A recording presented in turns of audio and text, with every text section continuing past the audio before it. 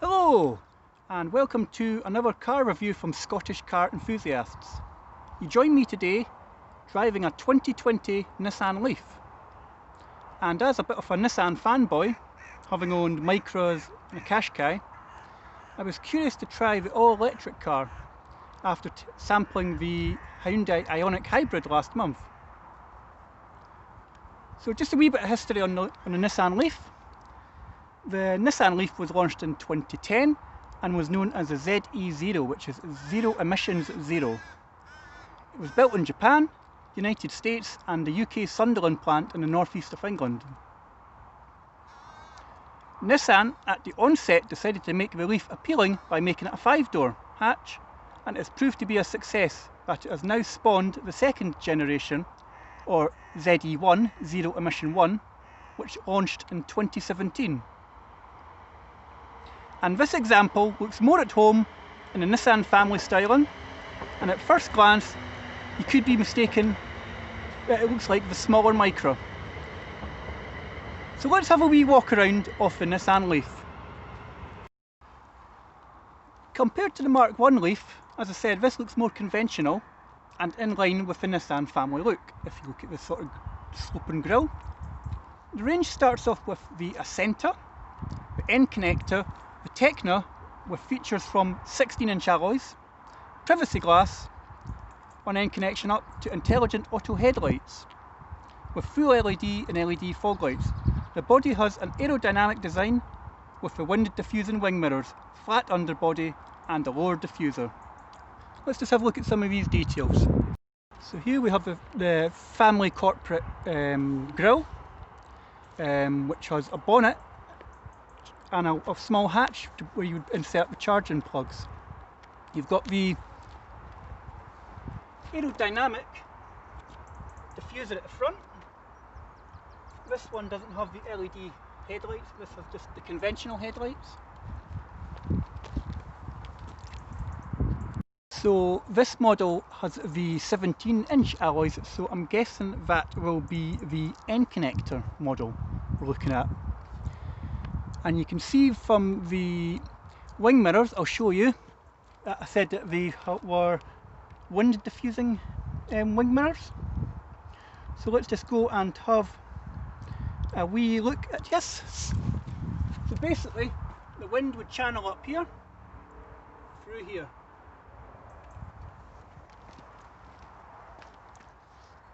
So we're now at the rear of Leaf, and you can see the diffuser at the bottom, the aerodynamic design diffuser. It's got the blue insert, and it actually looks quite Qashqai looking with a sort of black trim. And just the whole way it's been designed, it looks if it's been designed aerodynamically. I love this black glass surround from the windscreen, back windscreen down, and it's a nice wee touch that contrasts this silver paintwork. So let's go and have a look under the engine bay.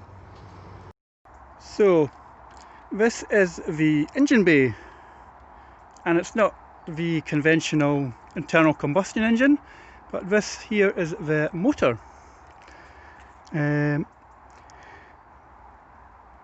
Little flap just here is where you'd insert your charging point on your vehicle. Shut up.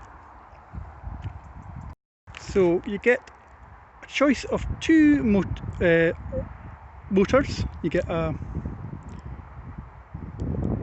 40 kilowatt battery model producing 150 PS at 320 Newton meters of torque, producing a top speed of 90 miles an hour.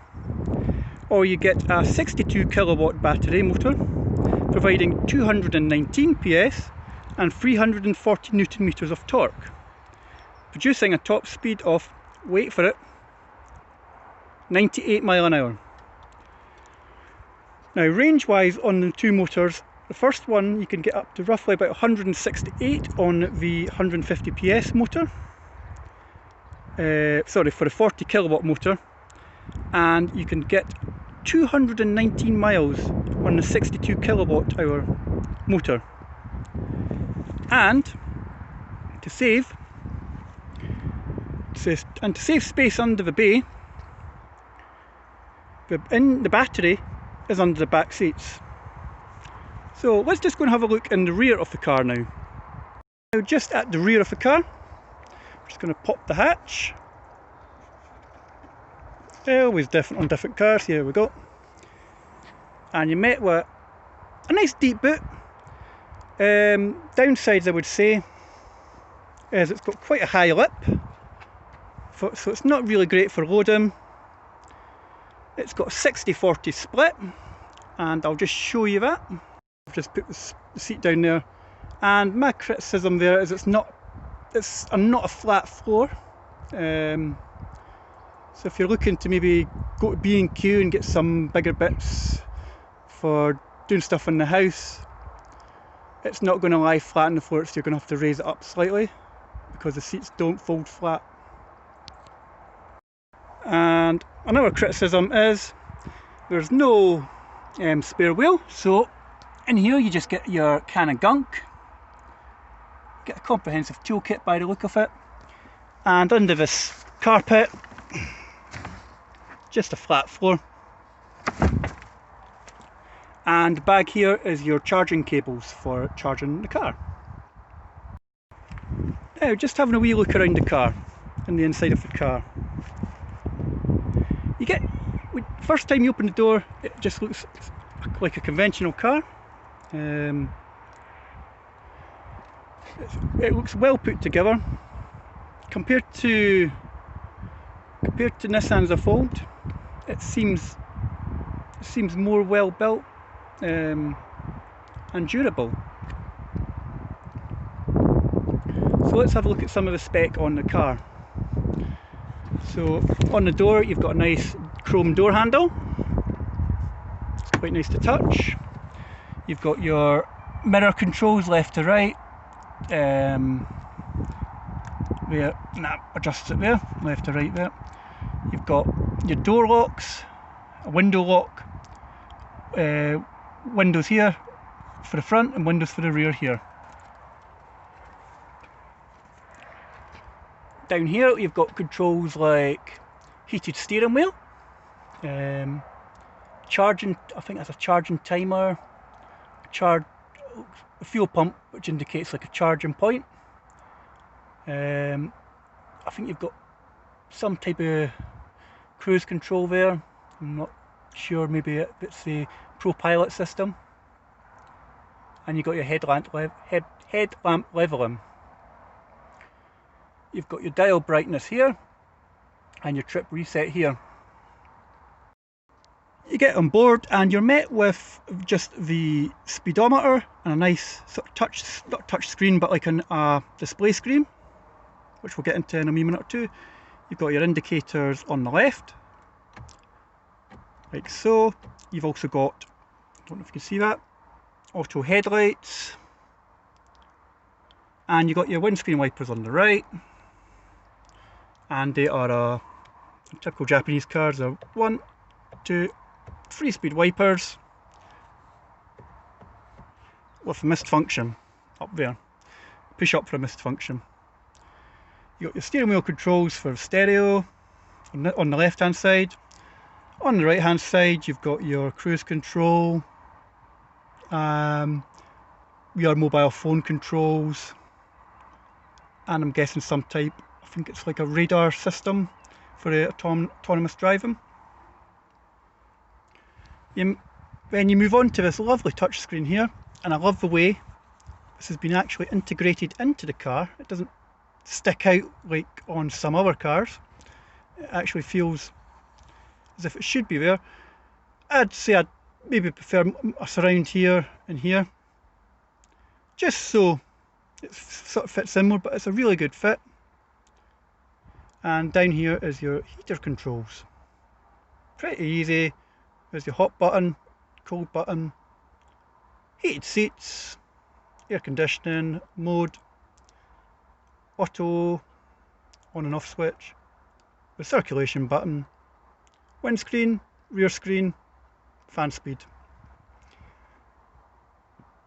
Sorry, that's not heated seats, that must be for the heating, on part of heating controls. You've got 12 volt socket there, and you've got heated seats for driver and passenger, and a USB socket here. This button here is the start button. Moving down, we've got a nice wee cubby space that could be handy for a wallet. Along here, this is just a diagram for the automatic gearbox. This is your E-pedal, which we'll come on to later, and this is your economy driving button. And this funky wee joystick, this is your gear lever, so if this focuses, which is not.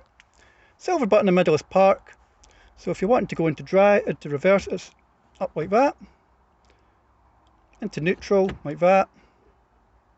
If you're going into drive, down like so. It's pretty easy. So that's that. Just coming round, we've got a cup holder here, which has currently got my wallet in, and a place for your keys because it's keyless. And this, you could probably just stick a mobile phone up in there. And these seats are really nice as well. They're sort of half leather and fabric with the little sort of blue stitching, which I would say is for it shows you it's the Leaf model, like for electric, with signature blue stitching to show it's an electric, and it's also replicated on the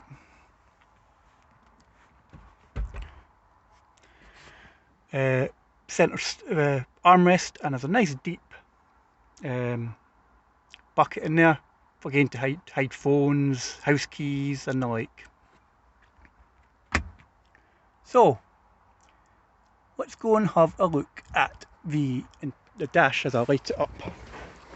So start this car, well, when I say start, put your foot on the brake and you push the start button, and all the warning lights come on the dashboard. You've got your Nissan zero emission, and this tells you how much charge your battery's got, so it's good for 99%, which was good for 155 miles. And we're just going to go over to the touch screen now. So this is a touch screen. So you've got your radio, which also is Android compatible and Apple compatible. So I'm presuming you'll get like CarPlay on that as well. You've got reverse camera showing you 360-degree view here, and reversing here. So you can see that my camera mount here outside the car is flashing at the left hand side here on the screen. So what else do you get? You get sat nav as well, which is really good. It's digital radio, so it's all good here. Excuse the train flying by. I'm on a different location today, and we have hazard warning lights up here, nice little vents, nice deep glove box, and in the doors you've got space for like a can of juice, small bottle of juice, and again some gubbins to put in. So that's the inside of the car. Shall we have a look in the back?